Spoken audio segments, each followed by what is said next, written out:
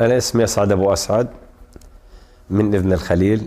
قبل 6 سنوات أخذت تصريح دخول للقدس. أخذت ابني الصغير عمره 7 سنوات مشان يدخل معي على القدس.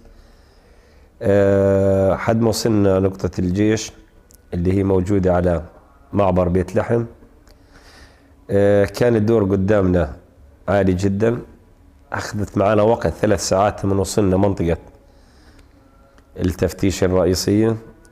أعطيت الجندي التصريح تبعي مع الهوية، قال لي امرق.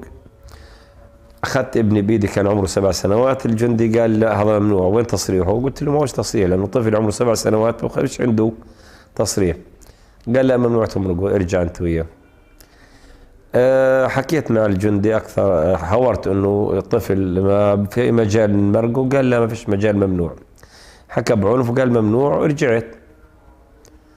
فابني ما رضيتش افهمه شو القصه لانه كنت احكي مع الجندي باللغه العبريه.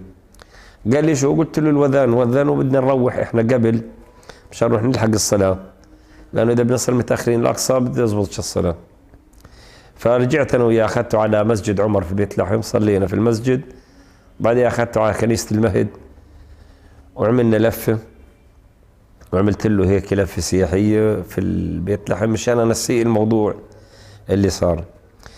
وبعديها رحنا على مطعم ثاني، قعدنا واكلنا مشان كل هذا الحكي اسكر القصه اللي موجوده والكذب اللي انا كذبتها على ابني. فذيك اللحظه انا يوم ما الجندي رجعني كنت اشعر بغضب عالي جدا، فسكرت على غضبي مشان ابني ما يشعرش بنفس المشكله. سحبت حالي وجيت مروح. احتياجي كان في هذيك اللحظة انه ابني، ليش انا كذبت على ابني؟ كان احتياجي لانه ابني ما يشعرش انه انا بقدرش اعمل له اشي، اللي هي انا كان عندي بسميها بتقدر تقول شعرت انه بلزم الثقة اللي بينه وبين ابني ما تنهزش، وشعرت انه اذا انهزت الثقة راح افقد احترامي عند ابني. كان هذا جزء من احتياجي، انه احترامي عند ابني يظل موجود، ثقة ابني فيي تظلها موجودة وعالية. شعر كمان كان هناك احتياج عندي للعدالة، انه هنا الجيش ما بطبقش العدالة، انه هنا عنده معايير، كل جندي له معيار. فكان هنا انه عدم المعايير، لو كان في هناك معيار واحد ومحدد للجنود خلاص بعرف انه انا بقدرش ادخل ابني على القدس.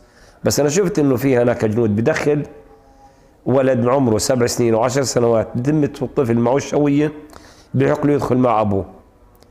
فهنا فيش عدالة في الموضوع. فأنا بطلب من المسؤولين اللي موجودين في وزارة الداخلية الإسرائيلية إنه يعدموا، إنه يطبقوا العدالة على الناس، ويحكم مع الجنود تبعينهم إنه يتعاملوا باحترام مع الناس، يطبقوا العدالة. إذا ما طبقوش العدالة بيعمل هذا الحكي ردة فعل سلبية وراح تكون سيئة عليهم.